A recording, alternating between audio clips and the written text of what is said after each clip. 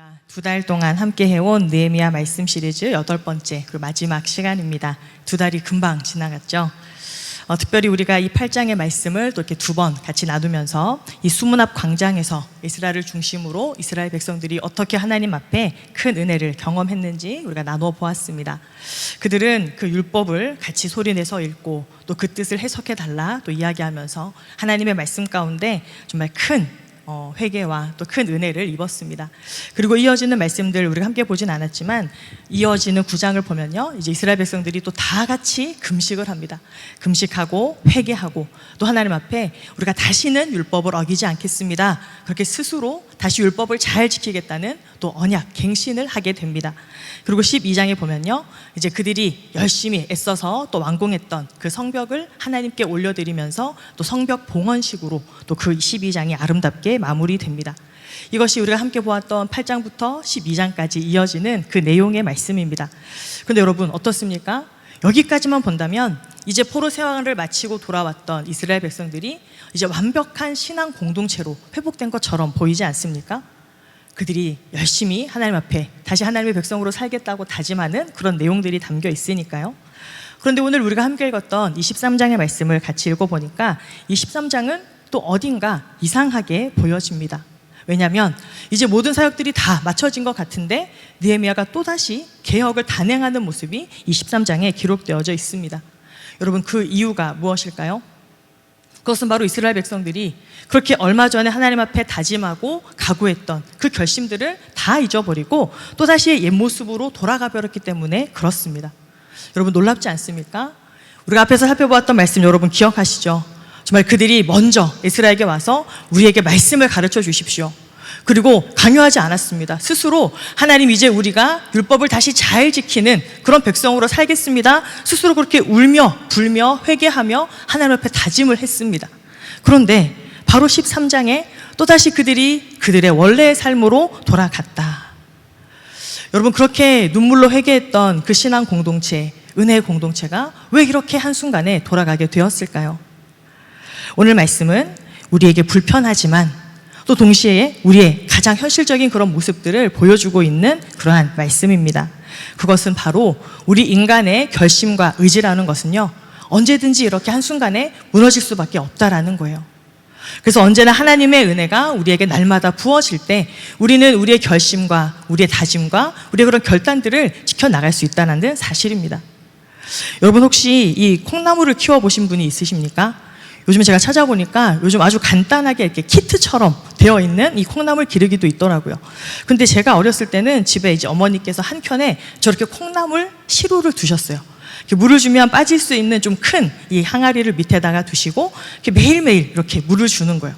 근데 혹시 한 번이라도 콩나물을 키워보신 분들은요, 좀 되게 이상한 경험을 하실 거예요. 뭐냐면 물을 주면요, 어떻게 될까요? 그대로 그냥 밑으로 쪼르륵 다 빠지는 거예요. 그러면 약간 이런 의문이 듭니다. 이렇게 매일 물을 주긴 하지만 이렇게 바로 그냥 곧바로 빠져버리면 이 콩나물이 도대체 자랄 수 있을까? 그런데 놀랍게 매일매일 보면 이 콩나물은요, 물이 그렇게 쑥쑥 빠짐에도 불구하고 매일매일 조금씩 자라나는 것을 보게 된다는 거예요. 여러분, 이처럼 우리의 신앙이 그렇다라는 거예요. 우리는 우리의 힘으로, 우리의 노력으로, 우리의 믿음으로 신앙생활하는 것 같지만 하나님으로부터 매일매일 주어지는 은혜가 우리 가운데 있기 때문에 우리는 믿음의 자리, 이 신앙의 자리를 지킬 수 있다라는 사실입니다. 하나님께서 우리의 삶을 붙드시고 은혜 가운데 우리를 돌보시지 않으면 우리는 한순간도 서 있을 수 없는 존재라는 것을 우리는 늘 기억해야 합니다. 이것이 바로 오늘 우리가 함께 읽은 느헤미야 13장이 우리에게 들려주고자 하시는 그 하나님의 말씀입니다.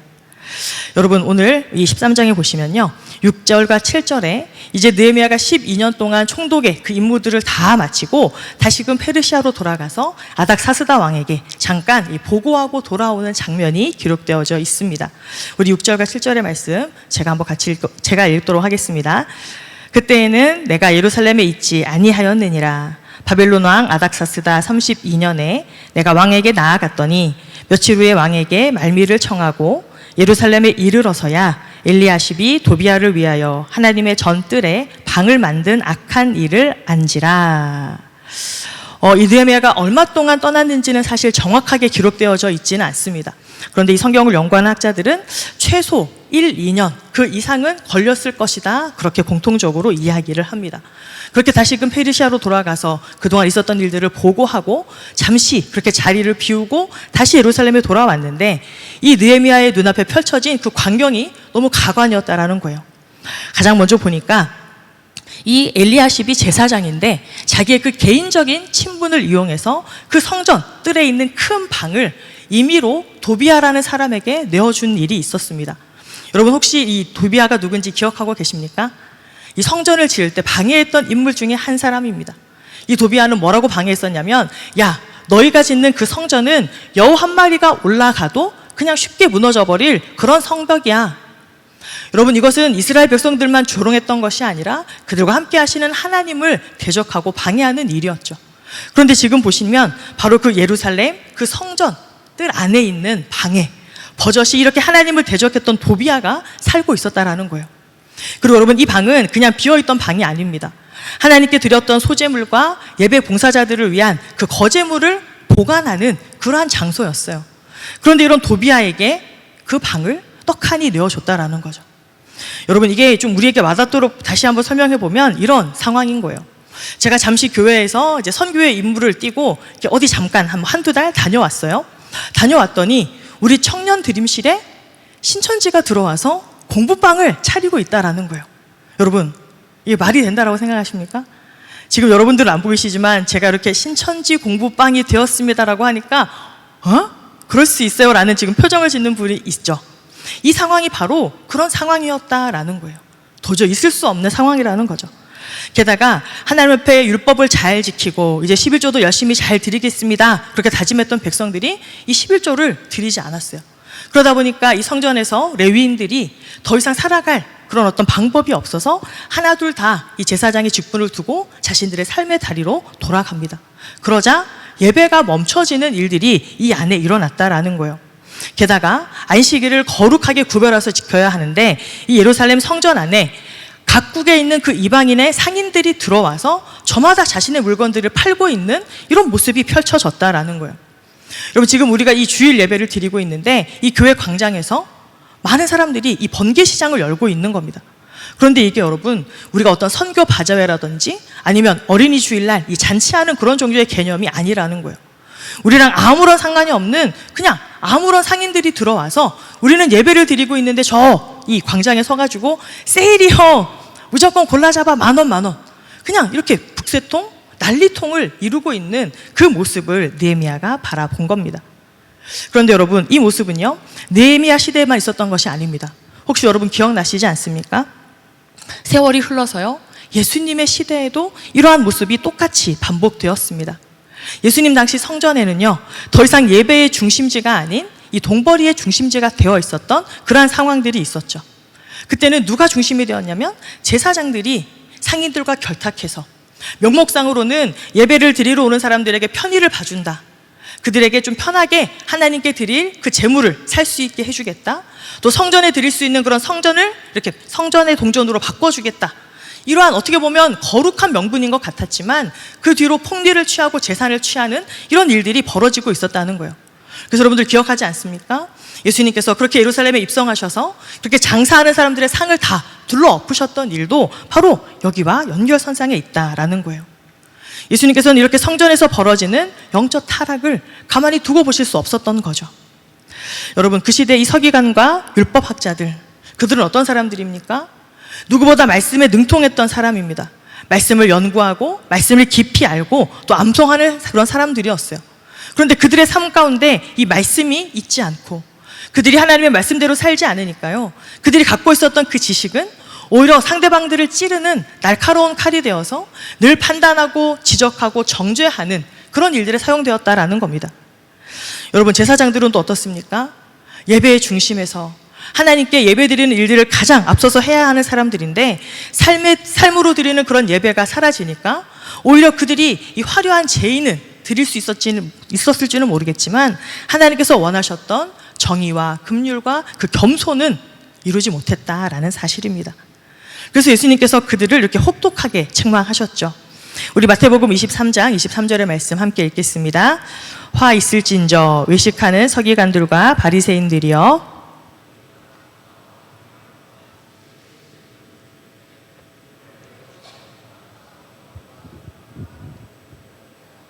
그러나 이것도 행하고 저것도 버리지 말아야 할지니라. 아멘.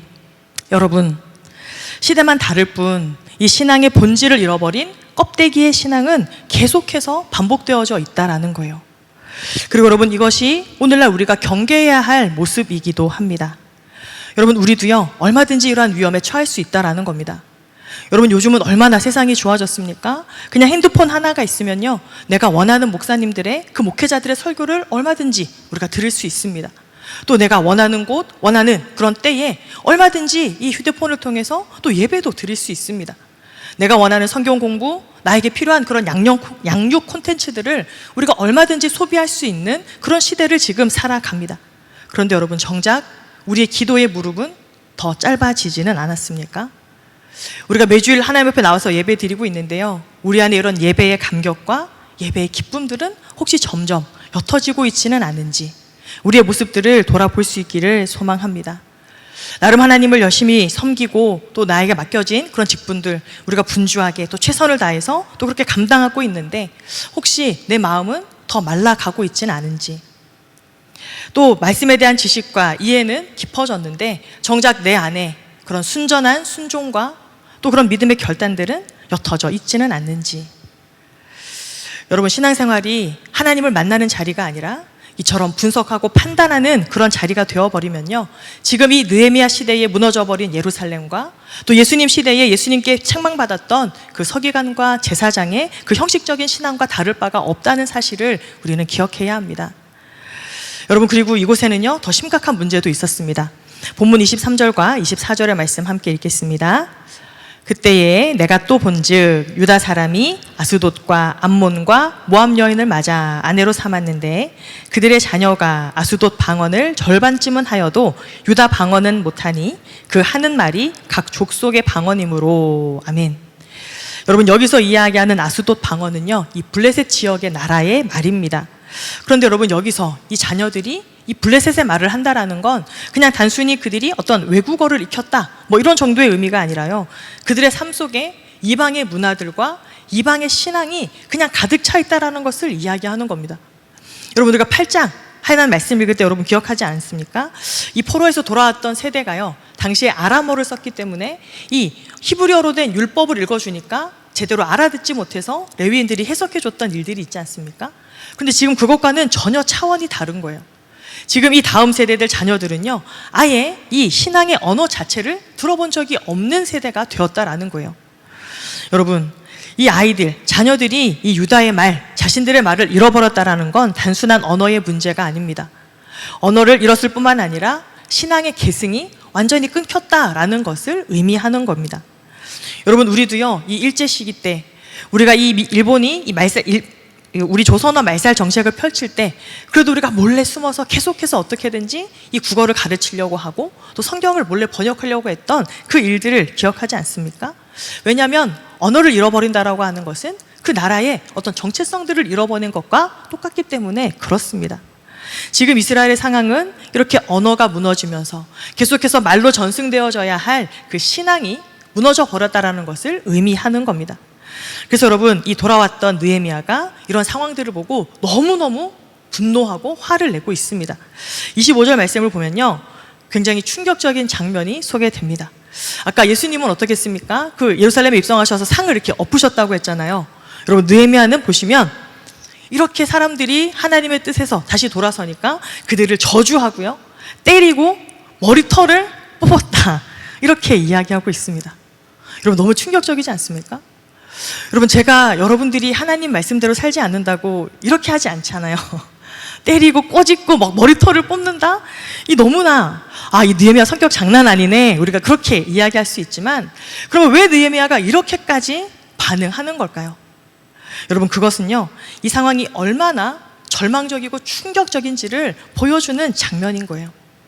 느헤미야가 볼 때에는 정말 더 이상 어떻게 이 마음으로 주체할 수 없는 이러한 아픔과 분노가 치밀어 오르는 그런 상황이었다라는 겁니다.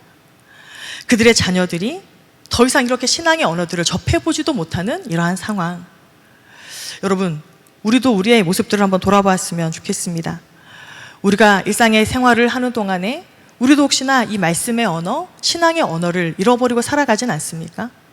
성경을 펴서 읽는 것보다, 또 기도의 자리에 머무는 것보다 그냥 이 스마트폰 화면을 넘기는 게 더 익숙하고 편한 그런 시대에 우리가 살아갑니다. 그러다 보니까 어느덧 우리의 말에서도 그런 어떤 신앙의 말들이나 또 이런 말씀에 관한 그런 언어가 사라지고 그냥 세상의 언어가 더 자연스럽게 된 그런 시대 가운데 우리가 살아가고 있다라는 거예요. 여러분, 이러한 이 공동체의 무너짐 앞에 느헤미야는 하나님 앞에 마지막으로 기도하는 모습을 우리에게 보여줍니다. 느헤미야는요, 총 3번의 같은 기도를 반복해서 하나님 앞에 드립니다. 오늘 13장 14절과 22절과 31절 말씀을 보시면요, 느헤미야는 반복적으로 하나님 앞에 이렇게 고백합니다. 내 하나님이여, 이 일로 말미암아 나를 기억하옵소서. 22절 보시면 내 하나님이여, 나를 위하여 이 일도 기억하시옵고 주의 크신 은혜대로 나를 아끼시옵소서. 31절 내 하나님이여, 나를 기억하사 복을 주옵소서. 여러분, 이 말이 어떻게 들리십니까? 혹시 느헤미야가 공동체가 어떻게 되든지 상관없이 하나님, 나만 좀 기억해 주십시오. 하나님, 공동체는 제가 이렇게 열심히 가르쳤는데 제대로 그들이 지키지 않았으니까 그들과 나는 상관이 없고요, 하나님, 저라도 좀 기억해 주십시오. 이렇게 기도를 하고 있는 걸까요? 여러분, 느헤미야의 기도는 그런 기도가 아닙니다. 지금 하나님 앞에 그동안 자신이 어떠한 사역들을 했는지 그것을 기억해달라, 자신의 사역을 자랑하는 그런 정도의 기도가 아니라는 거예요. 모든 것이 무너지고 눈물밖에 남지 않은 그냥 한 사람의 마지막 절규가 담겨있는 외침입니다. 여러분, 그 느헤미야가 12년 동안 애쓰고 수고했던 그 개혁이 실패했다라는 것은요, 그 다른 사람이 아니라 느헤미야 자신이 가장 잘 알았습니다. 보면 성전도 11조도 안식일도 가정도 다 무너져버린 그러한 상황이었습니다. 그런데 여러분, 우리가 기억하지 않습니까? 느헤미야는 처음부터 기도의 사람이었습니다. 그런데 그는 지금 마지막에도 다시 한번 하나님 앞에 그 간절한 마음으로 기도하고 있는 거예요. 하나님, 비록 우리 이 공동체가, 이스라엘 공동체가 이 믿음으로 재건되는 것이 실패했지만 하나님, 우리가 하나님께 드렸던 그 작은 순종들을 기억해 주십시오. 사람들은 하나님의 은혜를 또 잊어버리고 또다시 옛 모습으로 돌아갔지만 하나님만은 우리에게 허락하셨던 그 언약을 잊지 마시고 기억해 주시고 우리가 계속해서 하나님의 그 언약 공동체로 살아갈 수 있도록 하나님 도와주십시오. 그렇게 간절한 절규로 기도하고 있는 겁니다. 그리고 여러분, 지금 이 느헤미야가 붙들고 있는 언약은요, 그냥 막연한 약속이 아니었습니다. 이미 하나님께서 이스라엘 공동체 가운데 아브라함에게 선택하셔서 처음 주셨던 그 약속부터 대대로 이어지고 있는 그 언약을 잊지 않고 붙들고 있는 거예요. 여러분, 어떤 약속들을 하나님께서 주셨습니까? 우리 창세기 12장부터 하나씩 약속을 보시면요, 하나님께서는 이스라엘 백성들에게 이런 엄청난 약속들을 주셨습니다. 처음 아브라함에게 열방을 허락하시는 복을 주셨고요, 또 시내산에서는 이스라엘 백성들 그 공동체 전체에게 이제 너희를 내가 거룩한 제사장의 나라로 부르겠다, 그렇게 약속하셨습니다. 그리고 다윗을 세워서 영원한 왕을 주시겠다는 약속을 하셨고, 이 다윗의 이 가문을 통해서 바로 예수 그리스도를 우리에게 주셨습니다. 그리고 이제 마지막 새 언약으로 새 마음과 새 영을 우리에게 부어주시겠다.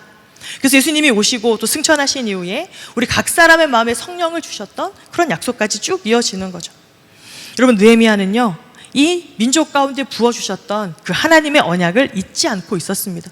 그리고 하나님의 그 언약에 근거한 기도를 지금 하고 있는 거예요. 여러분, 이 느헤미야의 기도가 저와 여러분의 기도가 되어야 합니다. 우리가 어떤 일들을 할 때, 또 우리가 신앙생활을 할 때, 또 우리가 항상 붙들어야 할 고백이 바로 이 고백입니다. 여러분, 우리가 이번 여름 아울리치를 통해서 많은 시간 우리가 이 할애하고 또 준비하면서 힘들었지만 또 저마다 다 이렇게 동일하게 고백했던 고백들이 있습니다. 우리 지난주에 함께 같이 보았던 것처럼 이 모든 것들이 우리의 힘이 아니라, 우리의 노력이 아니라 하나님의 은혜였습니다. 우리가 그렇게 함께 고백하지 않았습니까?